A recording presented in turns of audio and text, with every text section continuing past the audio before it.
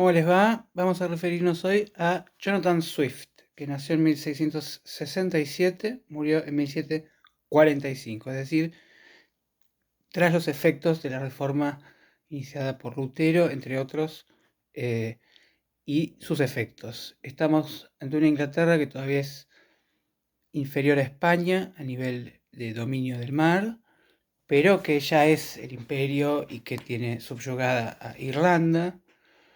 Jonathan Swift nace en Dublín, por más que luego dirá que nació en Inglaterra o que nació en Irlanda, dará distintas versiones porque es un tipo súper imaginativo. Condenado, digamos, al éxito como satírico y al fracaso como político. Él ambicionaba con una carrera episcopal, llegar a ser obispo, pero inmenso talento para la sátira lo lleva a escribir la historia de un tonel en contra de Thomas Hobbes, de su filosofía materialista, y entonces inventa que existe una expresión hecha que es, bueno, todos tenemos un tonel, y luego explica que esto viene de los arponeros que cazaban ballenas, que cuando venía una ballena ponían un tonel para distraerla, para que no ataque el barco. Bueno, todo un invento genial, una inventiva increíble, digamos, una potencia intelectual impresionante. Porque hay que destacar, más allá de que lo sigamos leyendo, por ejemplo a Gulliver, a quien nos vamos a referir, si nos da el tiempo, tenemos muy poquito tiempo para decir muchas cosas. Y esto es impresionante cómo lo logra Jonathan Swift con un juego de palabras. Él había tenido un maestro de filosofía, eh, Bates, ¿no? Como el famoso Hotel Bates de Psicosis. Y en los viajes de Gulliver lo llama el maestro sabio Bates, que es un juego de palabras con masturbate, masturbarse, que a su vez alude, por un lado, al pensamiento solitario y por otro lado a la elevada creación de ideas, pero no a la creación, justamente. ¿Cuál es la gran condena bíblica al pecado de Onán? A que la semilla no fructifera, ¿no? Bueno, hay muchas cosas que decir para quienes puedan leerlo en inglés de los juegos de palabras y las alusiones.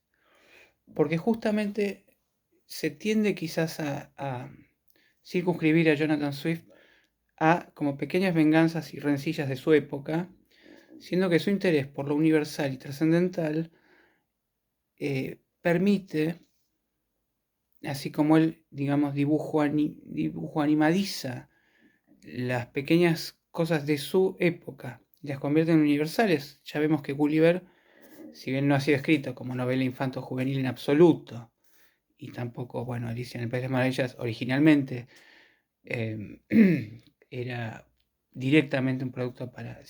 Es un caso diferente, obviamente fue escrito para una niña, podemos pensar en La Isla del Tesoro de Stevenson, escrito para su hijo adoptivo, Oswald, de 12 años, ya con una gran ambigüedad moral, pero el caso de Gulliver no fue escrito para niños, pero capturó la atención onírica de los niños en virtud de esta gran plasticidad y esta gran fantasía que tenía Jonathan Swift, que para decir que es una estupidez hacer reverencias y agarrar a un tipo de este tamaño y el tipo de este tamaño te dice: yo soy el emperador, la luz del mundo, debes arrodillarte, y entonces el tipo se arrodilla y causa con esto la estampida de caballos que eh, causan excrementos malolientes, muy importante el excremento en la sátira de Jonathan Swift, para luchar contra el materialismo, hablando de cómo no es tan material la cosa, y un alimento que es material es algo rico y querible, mientras que la defecación no deja de ser material, pero es asquerosa. Bueno, vamos a hablar únicamente ahora de su vida. Bueno, él obtiene rápidamente como el favor de un monarca, no monarca, pero un aristócrata que lo llama secretario privado. No había ninguna razón académica para hacerlo. Él había asistido a una escuela más o menos buena, pero no tampoco tan buena en Dublín. Eh, no, la verdad es que no había destacado mucho. Siempre hubo en él una gran inseguridad respecto de la solidez de su background, de su, digamos, de dónde provenía, que esto es tan importante en Inglaterra, y él sufre el bullying. Hay algunos estudiosos que creen incluso que por culpa de estas humillaciones él se torna así de misántropo. Nosotros lo sabemos muy tempranamente que como buen irlandés tiene un ojo puesto en la cosa y otro ojo guiñándolo y desmintiéndolo, que es el gran mérito de todo satírico, poder descreer de una cosa mientras participa de ella. Él participa de muchísimos rituales institucionales que le parecen absurdos.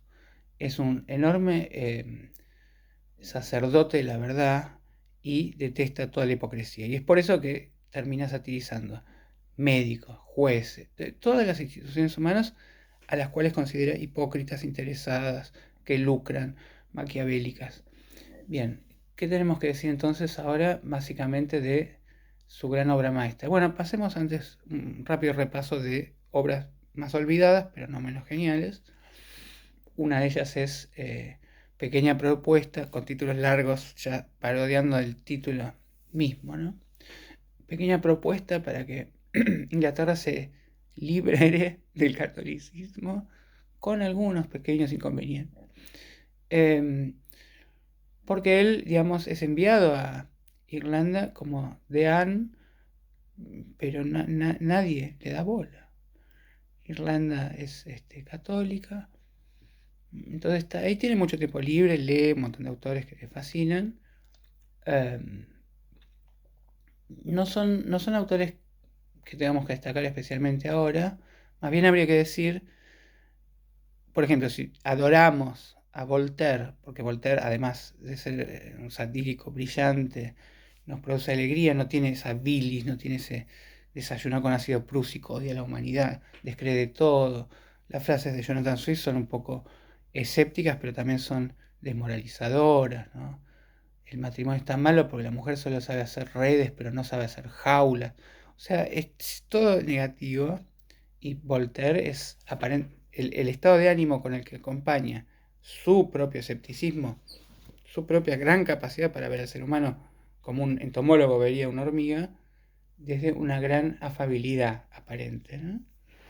Y además, si uno es más bien contrario a la iglesia, bueno, Voltaire, por supuesto, es un héroe, mientras que Jonathan Swift parece utilizar las típicas armas revolucionarias de la sátira para el conservadurismo.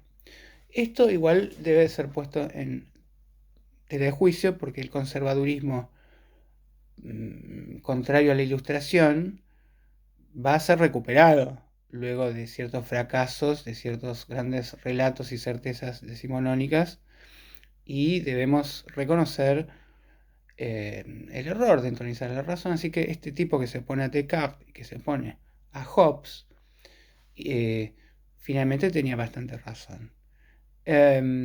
Jonathan Swift es en su vida privada un muy consciente protagonista de la dualidad que todos tenemos.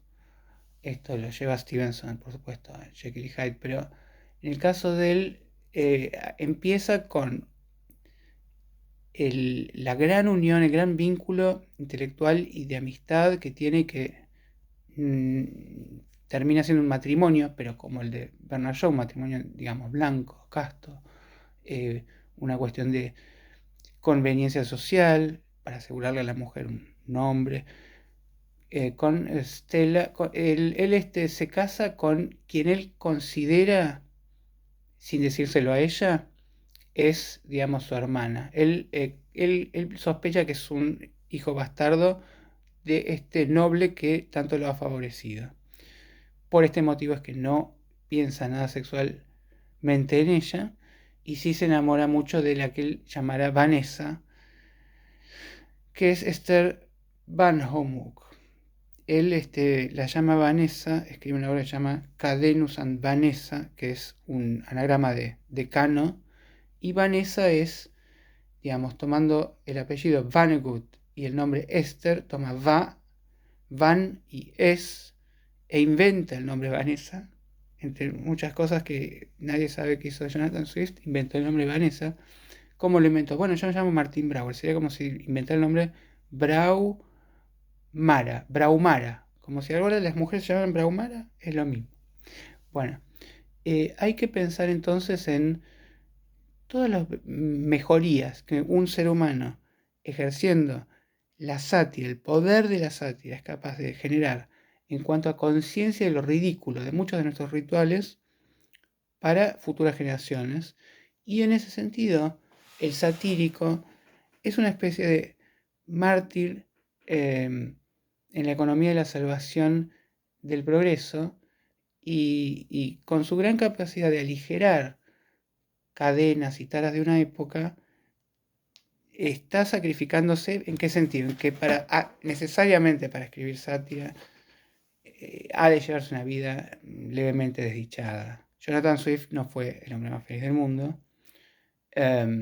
Pero bueno, vamos a hablar de Gulliver. Vamos a hablar de lo siguiente. Probablemente los mejores libros han sido todos ellos escritos en contra del libro anterior. Por supuesto, podemos hablar de la Ilíada inspirado en Homero, no en contra de Homero, pero sí un poco, digamos, como mejorando a Homero a los ojos de Roma. Y podemos a su vez hablar de la Divina Comedia que retoma allí a Virgilio, el Aleph que retoma la Divina Comedia, luego tenemos Help a él de Fogwill como anagrama, o tenemos La verdad sobre el Aleph de Fontana Rosa, en fin, que hay una continuidad y tal vez han desaparecido los libros fuentes contra los cuales fueron escritos la Ilíada y la Odisea, ¿no? Bueno, yo tengo muchos casos. Bueno, sin duda, Enrique Heine, que escribió de Alemania, lo escribió contra de Francia, de Madame de Staël, su mejor libro. El mejor libro de Marx, a mi juicio, es Miseria de la filosofía, fue escrito contra Filosofía de la miseria de Jean-Pierre Proudhon, ¿no? Bueno, en este caso tiene muchísimo éxito Robinson Crusoe, ¿no? De Daniel Defoe. Muchísimo éxito, un hombre que va, como digamos, no a colonizar, sino a, digamos, institucionalizar la cultura a un país atrasado, y lo logra, y aún estando aparentemente solo en una isla desierta, no está solo, está con toda la sociedad cosmopolita, la ilustración, lleva la luz del saber, la razón. Contra todo ese optimismo se propuso escribir Jonathan Swift, y escribió Los viajes de Gulliver, que al principio fueron, salvo por el gran compositor George Telemann, que se sintió fascinado y escribió una sinfonía en 5 actos, en 5 movimientos, fue censurada severamente y hubo que sacar una versión expurgada que gozó de mucho éxito, y hubo versiones pirateadas y también en Estados Unidos. Resultó deleitable la ironía anglosajona con la que escribe siempre él, pero también muy interesante todas las pequeñas inversiones tipo dibujito animado, ¿no? O sea, siempre eso es celebrado por la humanidad, no importando si se acompaña, como es en este caso, de un tono, de una ironía a veces fina y a veces bastante gruesa, si se acompaña, como en el caso de Kafka, de una angustia, un dolor, una incurable posibilidad de redención. No importa, es simpaticísimo el mono en la academia, es simpaticísimo Josefina la cantora, el tipo que se vuelve escarabajo. Podríamos hablar largo y tendido sobre esto, ya estamos por llegar tengo que terminar. Bueno, una cosa que resulta muy interesante de Gulliver es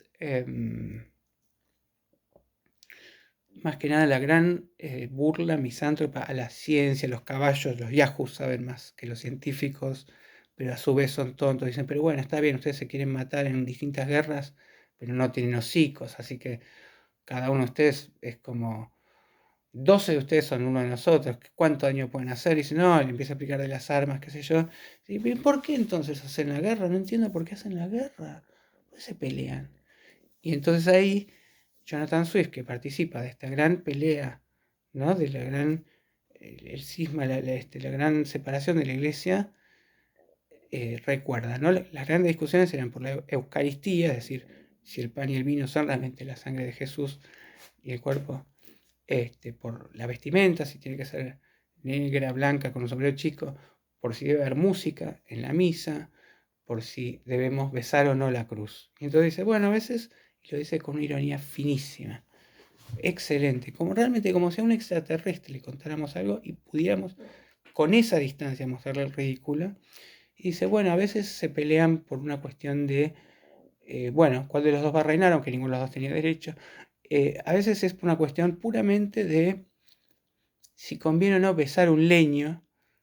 Utiliza las mejores palabras para ridiculizar algo que era enormemente sagrado. Eh, si determinada fruta es vino o es que por la vestimenta, por si tocar un pito en una determinada situación es sagrado o es una blasfemia. Bueno, es un genio total que inspirará a Voltaire. Es decir, si admirás a Voltaire, no podés dejar de admirar a Jonathan Swift, a quien Voltaire admiraba tanto y a tal punto. Bueno, Voltaire admiraba toda la cultura inglesa. Quiere llevar eso a Francia. En Micromegas hace un intento de emular bastante a Jonathan Swift. En fin, se nos va el tiempo, tengo muy poquito tiempo, así que la próxima lo seguimos. Como saben ustedes, es también muy famosa una sátira tan impecable como es una modesta proposición, donde dice que para solucionar el problema de que hay tantos niños que nacen pobres y hay tanto hambre, la solución es que las familias pobres den sus bebés, pero después de amamantarlos bien, como engordando un ganso para Navidad, un pavo, eh, a los ricos, que los ricos coman carne humana como una exquisitez, un plato especial, eh, que después de todo también tiene otro beneficio esto, porque después de todo nacen muchos más niños católicos, ¿no? Entonces nos vamos a liberar también de los papistas. Y él termina siempre con ironía inglesa, él no es solo que se le ocurre un chiste, digamos, lo lleva hasta el final con solemnidad de ingeniero, con desapasionamiento magistral. Y dice, no se piense que yo propongo esto por interés propio, mi hijo ya tiene 9 años, no lo puedo vender, mi esposa ya es estéril, ya es grande,